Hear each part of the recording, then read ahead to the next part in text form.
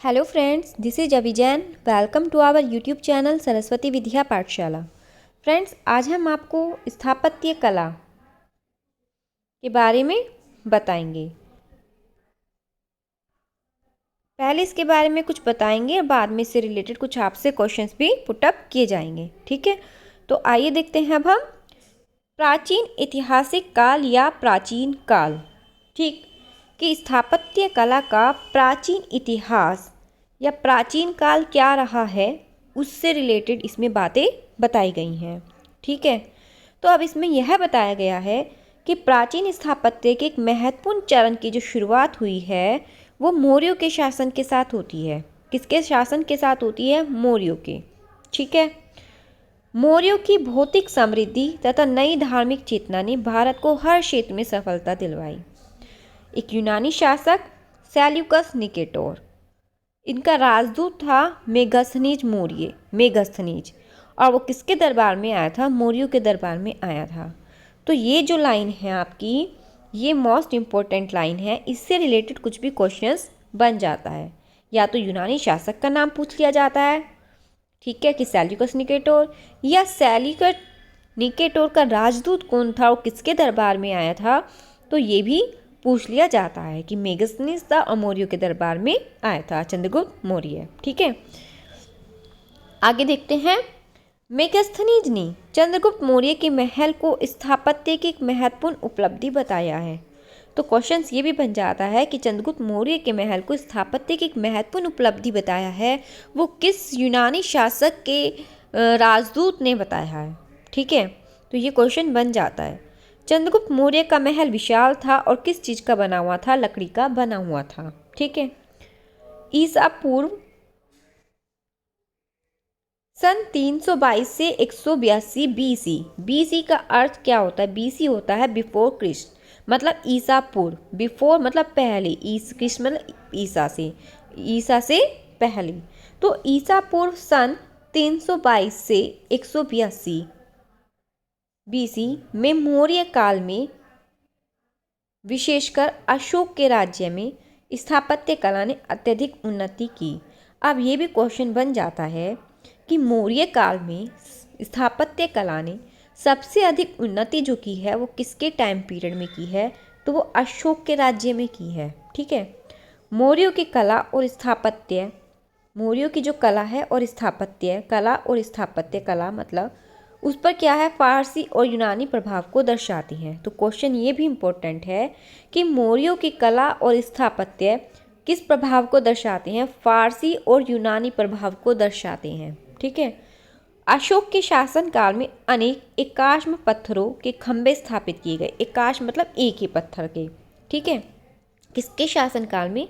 अशोक के शासनकाल में अनेक एकाश्म पत्थरों के खंभे स्थापित किए गए, एक ही पत्थर के। ठीक, और इन खंभों में क्या था? धम्म की शिक्षाओं को अंकित किया गया, मतलब बौद्ध धर्म का था। ठीक है, इन खंभों में धम्म की शिक्षाओं को अंकित किया गया। किन खंभों में? एकाश्म पत्थर के जो खंभे बने हुए थे इन पर। ठीक है,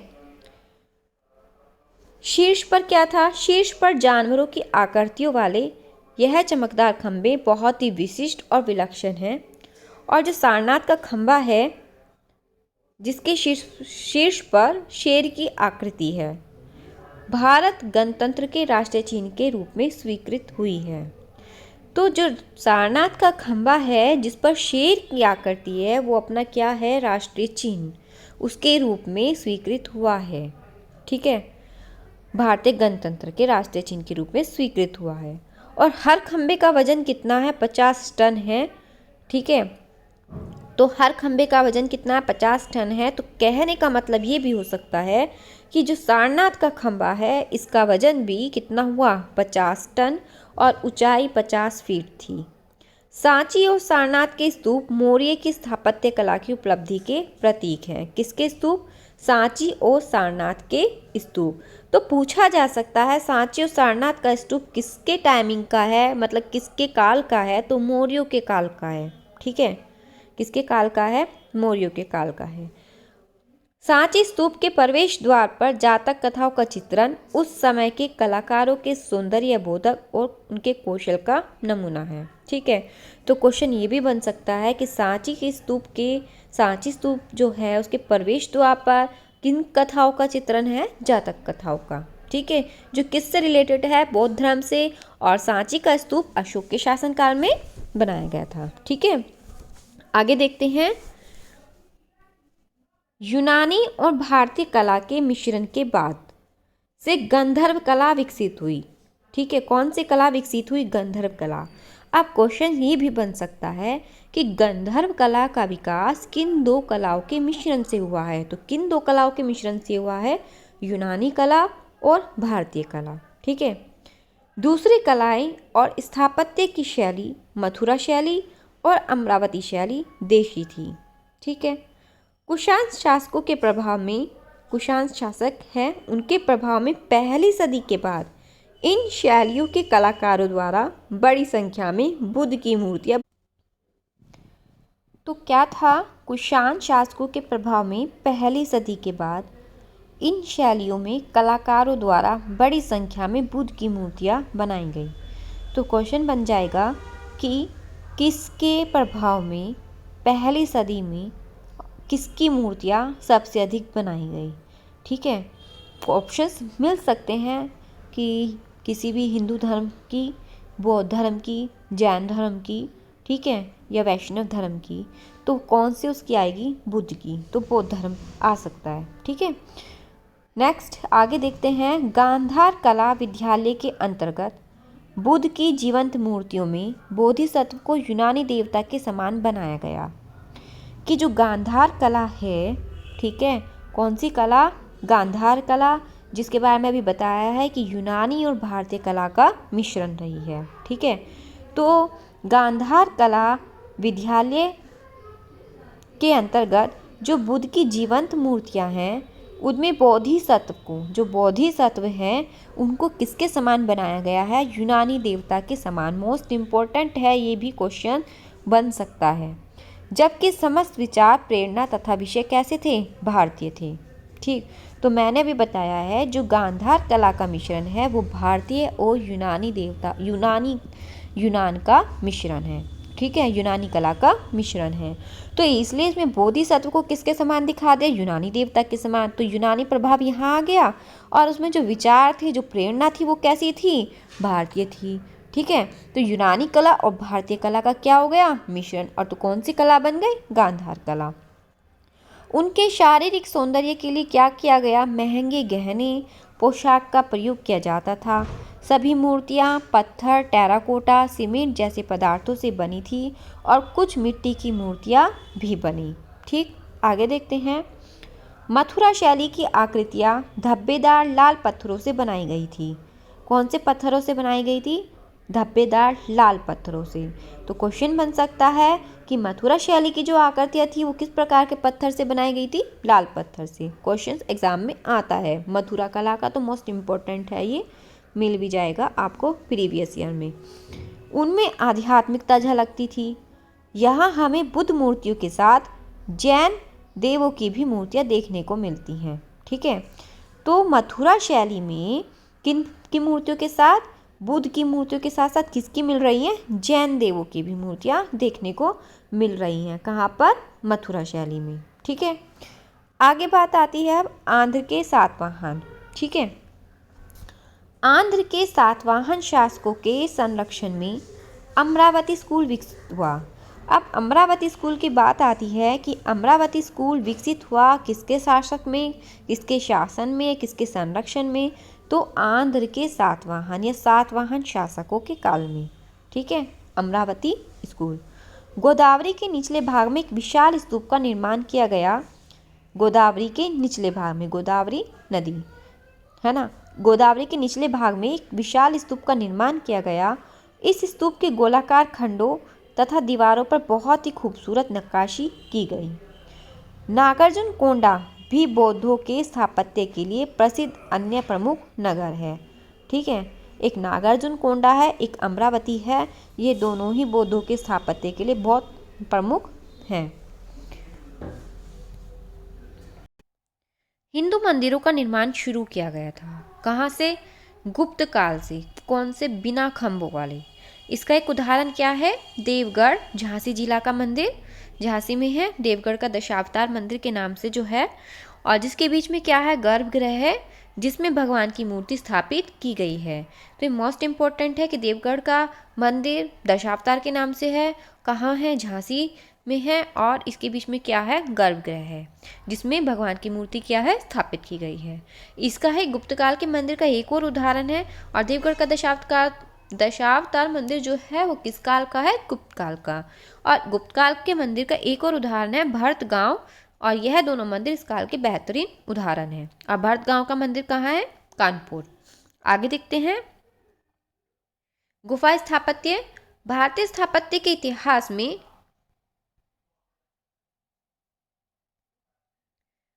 गुफा स्थापत्य कला का विकास एक महत्वपूर्ण और विशिष्ट चरण है। ईसा पूर्व दूसरी सदी से 10वीं सदी ईस्वी के बीच की हजारों गुफाएं खुदाई के दौरान मिली, और इनमें सबसे मशहूर कौन सी है? महाराष्ट्र की अजंता तथा एलोरा, और उड़ीसा की उदयगिरी गुफाएं। तो अजंता एलोरा कहाँ की है? महाराष्ट्र की है। ठीक है, अजंता एलोरा महाराष्ट्र की, और उदयगिरी की गुफाएं उड़ीसा की। तो ये मोस्ट इंपॉर्टेंट है, पूछा जाता है क्वेश्चन। और इनमें क्या है? इनमें बौद्धों के विहार, चैत्य, मंडप तथा हिंदू देवी देवताओं के खंभों वाले मंदिर पाए गए हैं। ठीक है, आगे देखते हैं। चट्टानी पत्थरों के मंदिर। इसमें क्या हुआ कि बड़ी बड़ी चट्टानों को काट कर तराश कर भी मंदिर बनाए गए हैं। ठीक है, जो पश्चिमी दक्कन में मिले हैं। और इसमें क्या है? ईसवी सन के प्रारंभ का है ये, और इसमें कार्ले में अवस्थित चैत्य पत्थरों को तराशकर बनाए जाने वाले स्थापत्य का एक अद्भुत उदाहरण है, असाधारण उदाहरण है। इस चैत्य में क्या है? कार्ले में जो स्थित चैत्य है, इसमें क्या है? एक सभा कक्ष है बहुत बड़ा, और इसकी जो दीवारें हैं उन पर नक्काशी हो रही है, वो चमकदार हैं। ठीक है, अब बात करते हैं एलोरा की। एलोरा का कैलाशनाथ मंदिर और महाबलीपुरम का रथ मंदिर, ये भी पत्थरों को तराशकर बनाए जाने वाले मंदिर हैं। ये दूसरे उदाहरण है। पहले कार्ले में अवस्थित चैत्य है, इसके बाद एलोरा का कैलाशनाथ मंदिर जो राष्ट्रकूटों के द्वारा बनवाया गया है, और महाबलीपुरम का रथ मंदिर जो पल्लवों के द्वारा बनवाया गया है, ये भी पत्थरों को तराशकर बनाए गए हैं। ठीक है, आगे देखते हैं। निरावलंबित मंदिर के मंदिरों का जो निर्माण कार्य है वो गुप्त वंश के शासनकाल में शुरू हुआ था मंदिरों का, और गुप्त वंश के राजाओं के शासनकाल के बाद भी मंदिर बने हैं। निर्माण कार्य जारी रहा है, कंटिन्यूटी में रही हैं। इसके बाद दक्षिण भारत में पल्लव, चोल, पांड्य, होयसाल, बाद के काल में विजयनगर के शासक मंदिरों के बहुत बड़े निर्माता रहे हैं, मतलब इन लोगों ने भी मंदिर बनवाए हैं। तो महाबलीपुरम में जो टट्टे मंदिर का निर्माण है वो किसके द्वारा हुआ है? पल्लव शासकों के द्वारा। क्वेश्चन बनता है। और पल्लव शासकों ने और भी संरचनात्मक मंदिर बनवाए हैं, जैसे कांचीपुरम का कैलाशनाथ मंदिर है, वैकुंठ का पेरुमल मंदिर है। और चोल आए हैं, चोलों ने भी बहुत सारे मंदिर बनवाए हैं, और इनमें उनका कौन सा फेमस है? तंजौर का बृहदेश्वर मंदिर है।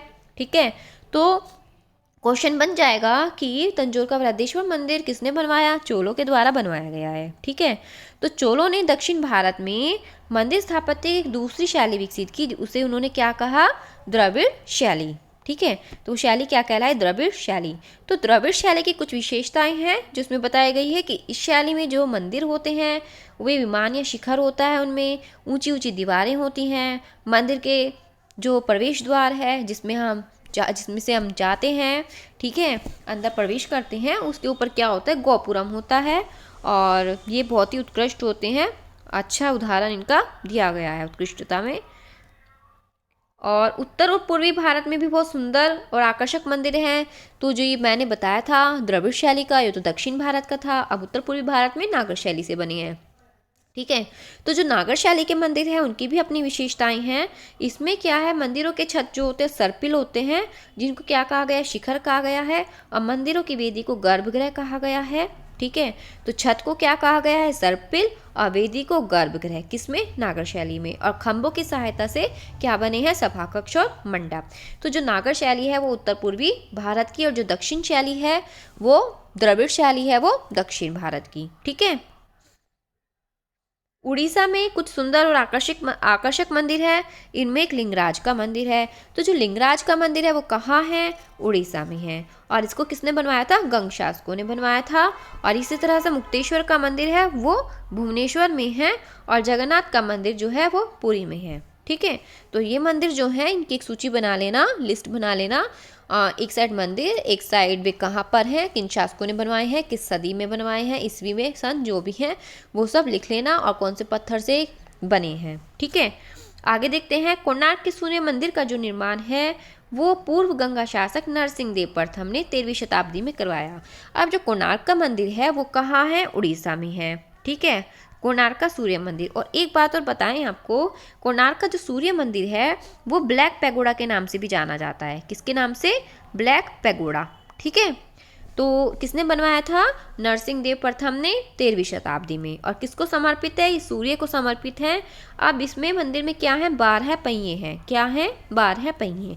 जो 12 पहिए हैं वो किसको शो करते हैं? 12 मंथ को, 12 महीनों को। ठीक है, अब 12 पहियों में जो वे चक्री बनी रहती हैं ये 24 होती हैं। ठीक है, जो चक्र बना रहता है 24 स्टिक से बना रहता है। तो जो 24 होती हैं ये, तो ये 24 घंटों का प्रतीक है, 24 घंटों को ये दर्शाती है।